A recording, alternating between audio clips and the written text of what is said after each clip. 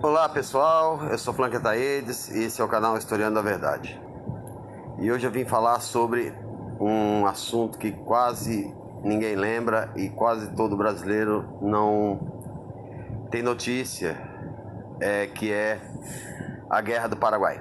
Né? É a guerra que aconteceu entre 1864 a 1870, que foi a guerra mais sangrenta da América do Sul. Tá? Ela ocorreu com a Tríplice Aliança formada entre Brasil, Argentina e Uruguai contra o Paraguai, e por vários motivos, tá?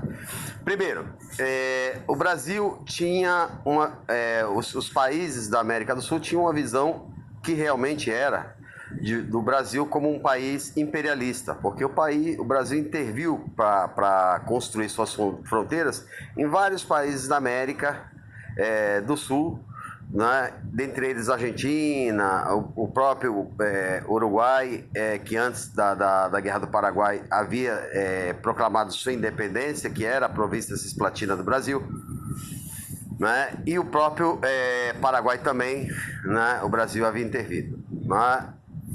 E a guerra se dá em 1864, por quê? O Brasil vai defender interesses dos estancieiros, né,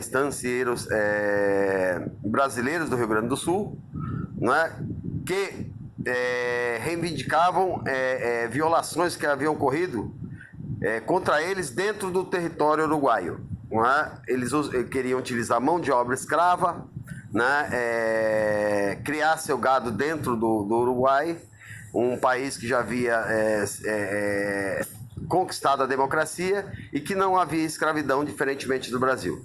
Né? E aí o Brasil vai intervir em defesa desses estancieiros, e o Uruguai tem um acordo com o Paraguai, porque há uma cisma de que o Brasil a qualquer momento pode tentar anexar os países.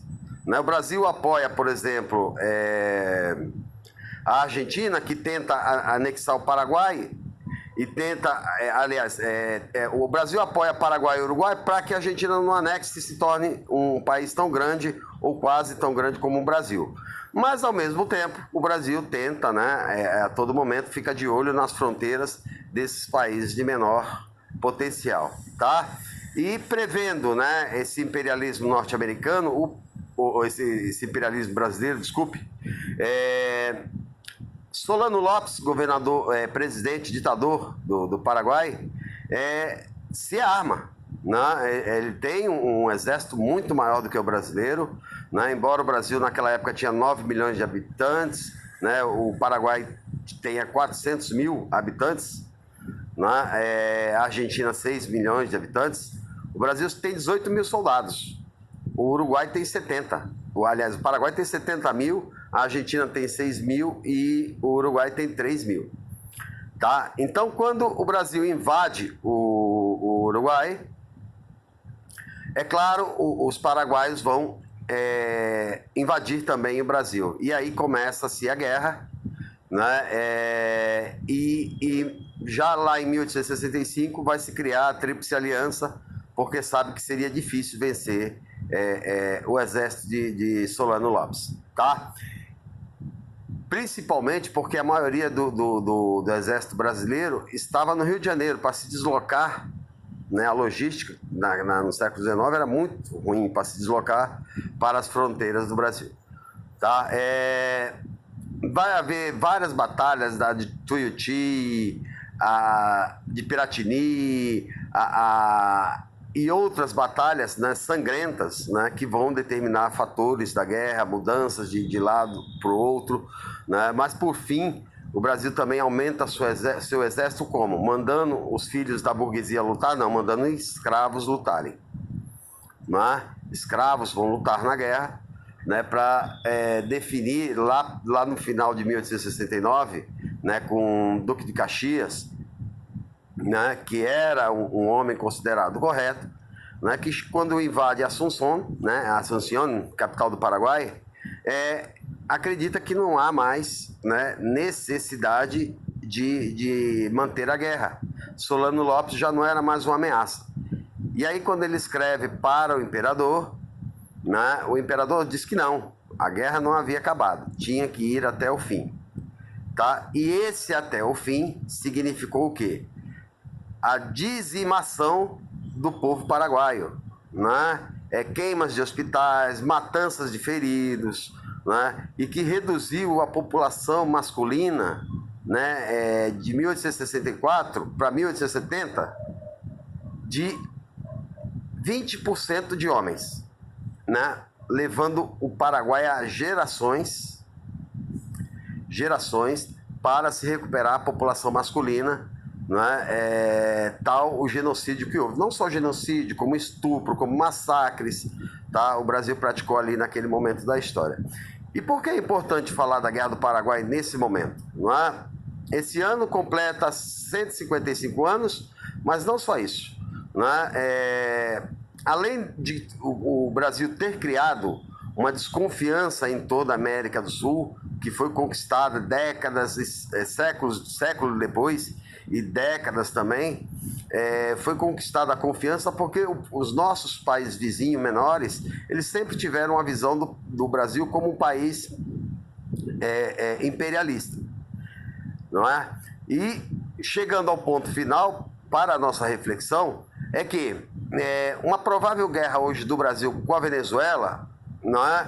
Ou pior ainda, né, o Brasil ceder território para os Estados Unidos atacarem a Venezuela, né, criaria uma cisma de todos os países da América do Sul. Imagine, o Brasil faz fronteira com todos os países, com exceção do Chile, Equador e Trinidad e Tobago.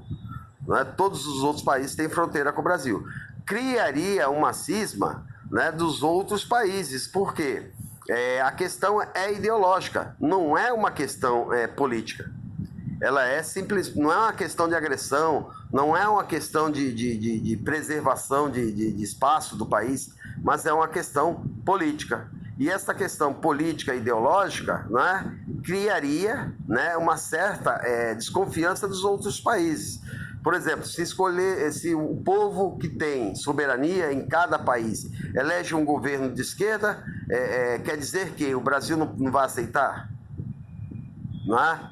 E aí vai abrir campo para os Estados Unidos, né, ou o próprio país querer invadir para derrubar um governo eleito pela soberania do povo.